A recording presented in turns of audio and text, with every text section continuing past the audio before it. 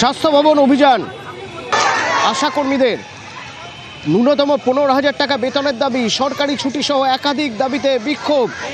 রাজনৈতিক ফাঁদে পা দেবেন না আশাকর্মীদের বার্তা স্বাস্থ্য প্রতিমন্ত্রী চন্দ্রিমা ভট্টাচার্যের।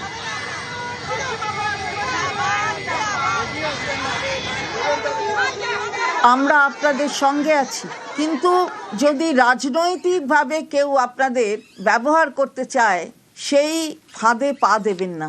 রাজনৈতিক স্বার্থ চরিতার্থ করার জন্য আমরা শুনেছি আপনারা হয়তো তাদের কিছু চাঁদাও দেন। চাঁদা দিতেই পারেন, আপনার ইচ্ছে আপনি করবেন, গণতন্ত্রে বাধা নেই, নিশ্চয়ই করবেন। কিন্তু এই যে ব্যবহার করা আপনাদের নিয়ে নিজেদের স্বার্থ চরিতার্থ করবার জন্য, এত কিছু পাওয়ার পরেও, সরকার দেবার পরেও সরকারের বিরুদ্ধে আওয়াজ তোলা, এই ফাঁদে পা দেওয়াবেন না। আমরা সতর্ক করতে চাই যারা এদেরকে এইভাবে আপনারা ব্যবহার করতে চান।